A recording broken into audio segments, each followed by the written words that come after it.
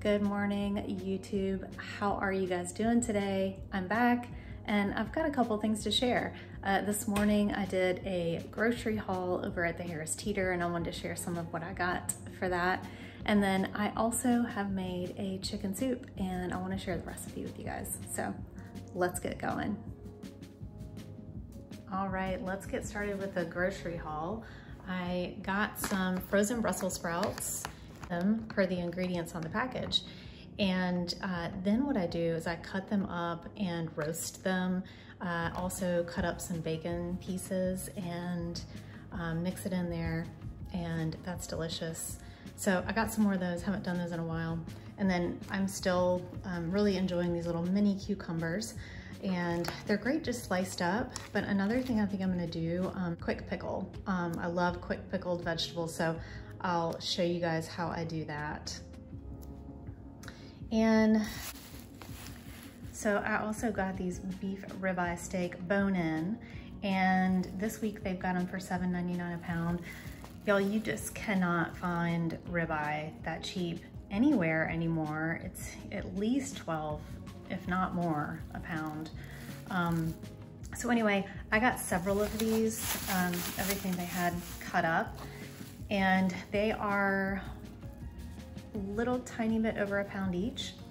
And I will probably just take these all out of the package and wrap them up and get them freezer safe and freezer ready and pop them in the freezer. That way I'll be able to pull them out one by one when I want them.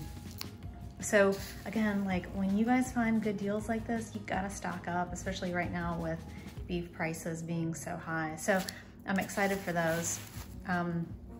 I did want to just say one more comment about the quick pickled vegetables. These are such a good like little side to your beef. It's just a good like acid with all the fat. So highly recommend that. I will do a little quick video when I quick pickle these so you can see what that's like. So I forgot to mention that I also got this Starbucks Peppermint Mocha coffee. It's also on sale this week at Harris Teeter. I think it was like $7.99. But again, just like a special Christmas holiday flavor that will be nice. And as usual, I will mix this in with my decaf coffee. So I'll have half calf, half decaf. Okay, so I am prepping those steaks I purchased to put them in the freezer, and I figured you might want to see how I do that to help prevent the freezer burn from getting too bad. We got this big box of parchment baking paper from Amazon. I'll link it in the description box below. But you guys, this is so nice. We use these in a lot of different ways. I put them down on my baking pans before I bake anything in the oven. That might be like fish or anything, sausage. And I also use them in my toaster oven as a layer.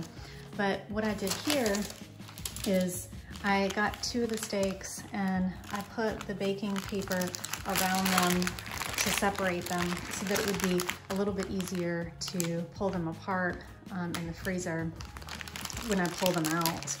So that's just sort of an example of what I do. But I get that, I wrap it up, and then I use these gallon Ziploc freezer bags, and I'll also link to those as well. But this is generally really good. And again, like they're not in the freezer for that long, but I do like to make sure they're not gonna get too frosty. But highly recommend this parchment baking paper and that method for storing steaks if you buy them in bulk. Okay, the other thing I wanted to share was this chicken soup that I made, and I made it in my crock pot, obviously. Gosh, I wish you guys could smell this. It's insane, it's delicious. I've already tasted it this morning. So let me just tell you what's in it. I put in 4 chicken thighs and no bone, but it would be excellent with bone. You could just easily take those out. I cut up a onion, half an onion, and I put in probably 4 cloves of garlic, and chopped all that up pretty finely. And then I used a whole entire box of this free-range organic chicken broth. Actually, I think the other one I bought was the bone broth. They were both on sale at Teeter for $2.50. And I used a whole container of this, which is 4 cups. I could have probably used a little bit more. But anyway, that's pretty much it. Salt and Italian seasonings. And it just smells delicious. And it's a great base for chicken soup. Now, if people in your family want noodles, which mine do, my daughter does, she likes these Chinese noodles. So what I'll do is I'll just cook some of these up for her and then make a separate bowl and make her some chicken noodle soup. So again, this is just super simple, basic ingredients. You could add, you know, carrots and celery in there if you wanted to. I just wanted to keep it pretty basic. But it's just that time of year where it's getting cold. You really want something warm to eat. And there's nothing like some homemade chicken soup. So I will actually put the recipe in the description box below so you guys can try it out and let me know what you think too. Anyway, it was good to hang with you guys for a little bit, and hope you have a wonderful day. See you next time.